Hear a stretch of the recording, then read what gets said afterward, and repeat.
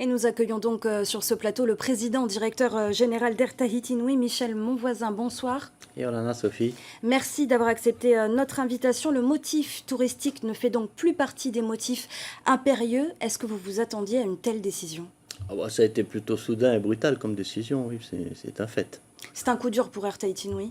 Bah, c'est un coup dur. Bah, je voulais saluer votre reportage. Je crois que Bianca a bien résumé l'état d'esprit de l'ensemble de la profession, que ce soit les hôtels, les compagnies aériennes ou les pensions de famille.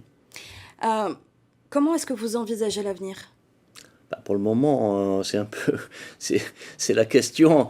C'est la question la plus complexe, puisqu'il faut qu'on refasse un peu nos prévisions. Je vous l'ai dit, ça a été soudain comme décision. On nous enlève nos recettes et on nous laisse nos charges. Donc l'équation, elle est un peu compliquée à résoudre quand même.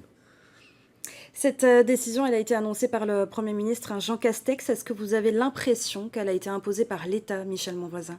Bah, clairement, aujourd'hui, ce qu'il apparaît, c'est que l'État a mis en place un certain nombre de restrictions. Il a souhaité que ces restrictions soient étendues à la Polynésie française. Il n'a pas fait d'exception. Les départements d'outre-mer, la métropole.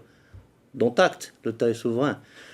Ce que nous, on ose espérer, et d'ailleurs, je ne veux même pas croire que l'État n'assumera pas ses responsabilités. Et quand je dis assumer ses responsabilités, c'est-à-dire comme, et c'est bien ce que dit Bianca dans son reportage, c'est que l'État en face nous attribue le même type de soutien, les mêmes aides financières qu'à l'ensemble des acteurs et des entreprises du tourisme en métropole et dans les départements d'outre-mer. Alors, toujours est-il que le pays, lui, compte annoncer des premières mesures d'urgence la semaine prochaine. Qu'est-ce que vous en attendez? Bah déjà, il faut saluer l'intervention du pays.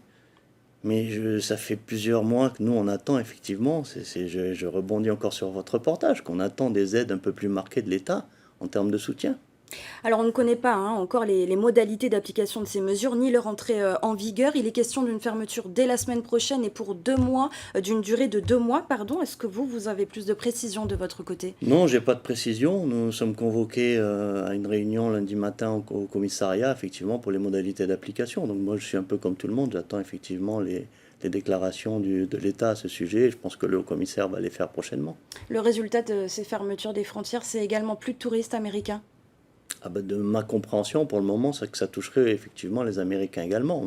J'attends des précisions, mais c'est ce qui ressort de notre compréhension. Il serait question d'une rotation d'Air Tahiti Nui en métropole par semaine. Est-ce que vous le confirmez ce soir? Alors, pour le moment, on n'a pas touché à notre programme de vol, il faut savoir. Et Air Tahiti Nui n'a jamais abandonné ses passagers, donc on ne les abandonnerons pas cette fois-ci non plus.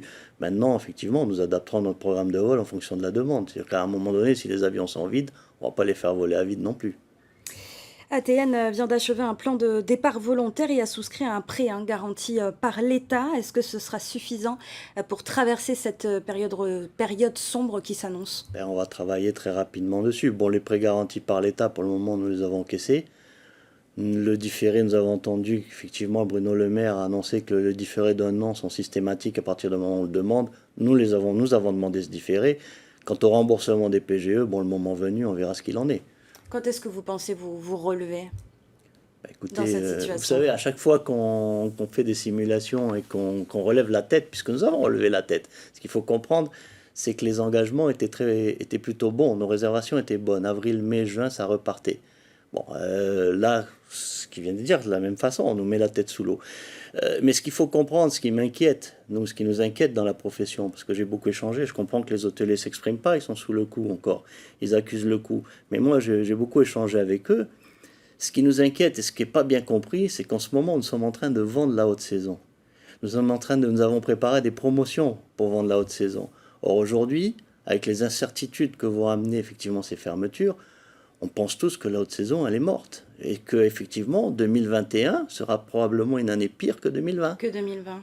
Parce qu'à partir du moment où on rate la haute saison, c'est fini. Il faudra se repencher sur 2022. Et c'est ça qui nous inquiète au plus haut point.